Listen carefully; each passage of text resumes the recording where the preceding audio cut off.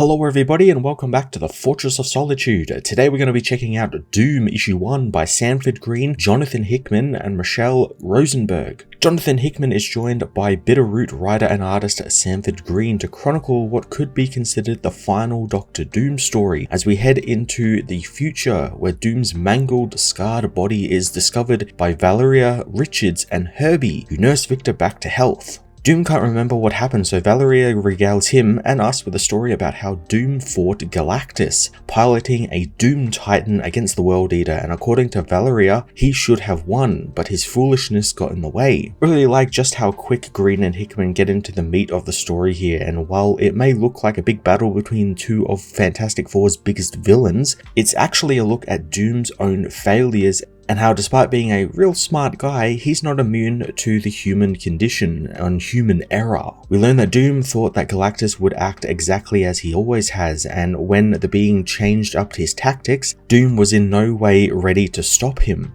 Galactus in my eyes has also been made much more terrifying in this one-shot, as Valeria reveals that Galactus has changed because of his hunger, and he let it control him now, throwing him off balance and turning him into a world-eating animal that cannot be stopped. That's a lot more scarier than the run-of-the-mill Galactus we usually get, where we see him have some sort of restraint and he's only doing his part in the universe, but this Galactus doesn't want to do his part in the universe anymore and just wants to binge and gain energy and then restart the universe and do it all again, and that's real scary stuff. Sanford conveys it really well with his artwork as well, capturing the scale of this being's decimating the civilizations across the universe, and I like the look he gives Galactus as well, where he's become sort of this sort of hollowed out version of himself and he looks real creepy. Eventually Galactus comes to Earth and we learn that while Doom went to act first, the rest of the heroes, including the Fantastic Four, stayed back to try and solve the problem themselves. But even with every hero and villain on Earth and in space, it wasn't enough to stop Galactus, and now it's all up to Doom to take on Galactus for one more round. Doom won't be doing it on his own this time though, as Valeria has given Doom not only the super soldier serum, but grafted celestial blood into his plasma and built him a new armor out of Uru, vibranium, and 3 cosmic cubes. This here does feel a little bit fan fiction-y, you know, the writer giving their favorite character just OP powers, but under Greene and Hickman,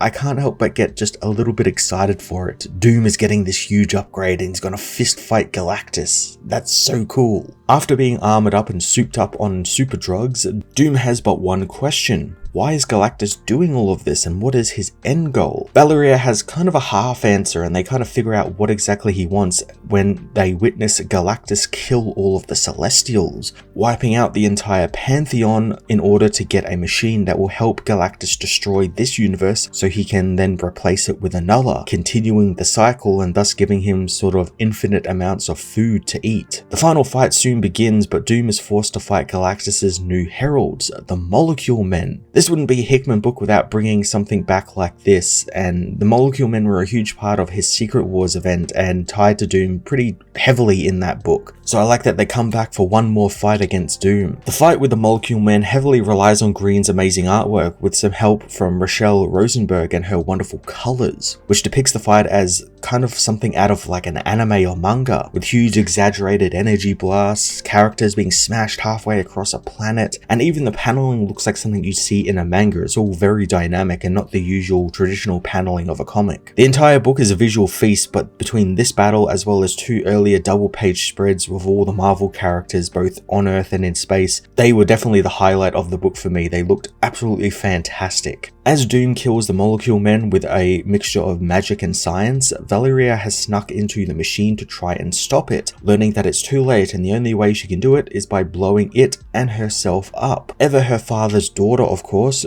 she does this, destroying Galactus' machine for good, but not before telling Victor that she has loved him forever and for everything he did for her. This gives Doom the one final push to free himself from his pettiness and, you know, his ways and accept that life begins and ends for everyone, and all you can really do is embrace Doom and laugh in its face. It's one hell of a choice not to even have Doom actually fight Galactus, as this entire book was building up to that fight, and I really respect that decision to have that final page tease that they are going to fight, they are about to fight, but we never get to see it because, after all, that's what the entire purpose of the book was not. It wasn't to see this fight, it was to see Doom coming to grips with his life, and as the final pages say, accept that Doom is coming for them all, even Dr. Doom. And Green and Hickman lay this all out really wonderfully throughout the entire issue, but none more so in that first page, which quotes the late great MF Doom's song Accordion. It's just such a great quote and fits the message of the book just perfectly. Hickman and Green's take on a final Doctor Doom story was a laser-focused, character introspective story about life and humanity, couched in a really cool big action set piece that I'm sure many Doom fans have wanted to see in some form over the years. If this ends up being Hickman's final word on Doom, or at least his final word on Doom and the Fantastic Four pantheon of characters for a while, I can't think of a better send-off than this. I'm going to give this issue a 9 out of 10.